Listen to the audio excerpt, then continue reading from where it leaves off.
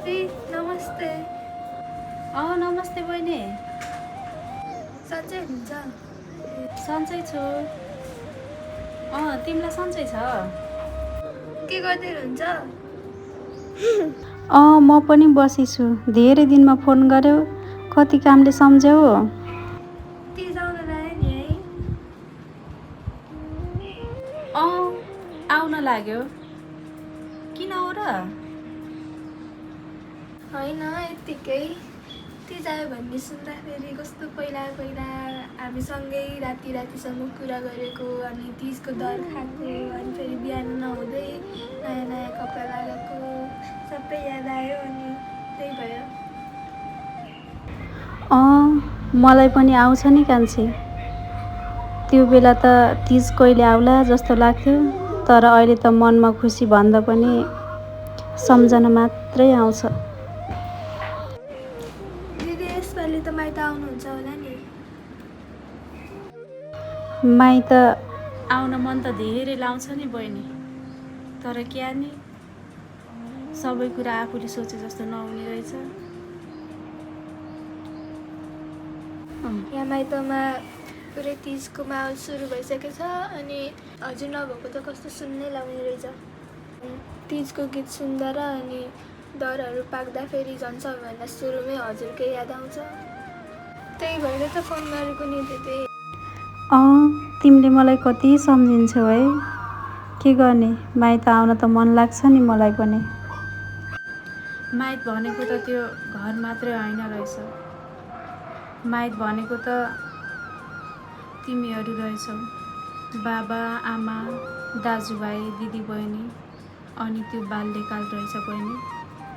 त्यसो भए एकपटक केही कुरा मिलाएर आउनु न दिदी। यसपालिको तिजमा हजुरको हात समाएर नाच्न यस्तो ठुलो मन छ नि। आउने प्रयास गर्छु बहिनी, तर आइन भने नरिसाउनु है। रिसाउँदिन नि दिदी, र एउटा कुरा सम्झिराख्नु है। के? तपाईँ माइत नआउन पाए पनि माइतीले हजुरलाई सधैँ सम्झिन्छ। तपाईँको ठाउँ उस्तै हुनेछ। यस्तै कुरा गर्छौ र त टाढा भए पनि माइतीको धेरै झल्को आउँछ नि बहिनी। दिदी भन। यसपालिको तिजमा जे जसो भए पनि अर्को पालिको तिजमा चाहिँ एकअर्कालाई हेरेर हाँस्दै नाच्दै गर्न पाउने मेरो यस्तो ठुलो आश छ के अरे है। अर्को तिजमा चाहिँ म एक्लै नहुन पामै। आमाको आशीर्वाद र हाम्रो माया सधैँ यस्तै रहिरहोस् है बहिनी। तिजको धेरै धेरै शुभकामना। तपाईँलाई पनि तिजको धेरै धेरै शुभकामना दिदी। तर तपाईँ नै मेरो तिजको सबभन्दा ठुलो खुसी हो नि। फेरि म सँगै हुन पाएन, यही दुःखको कुरा हो। म आउन नपाए पनि धेरै सम्झेको छु है। मन नदुखाउनु। अर्को वर्ष सँगै हुनेछौँ भन्ने सोचेकी छु। सोचे जस्तो भयो भने अर्को वर्ष सँगै हुम्ला नि है बहिनी। ल दिदी फोन राखेँ। योपालि त यस्तै भयो के अरे, अर्को तिजमा निराश नराख्नु है फेरि। ल आफ्नो ख्याल गर्नु। ल हुन्छ बहिनी, तिमी पनि आफ्नो ख्याल गर है। अनि बाबा आमालाई धेरै सम्झेर भनिदिनु।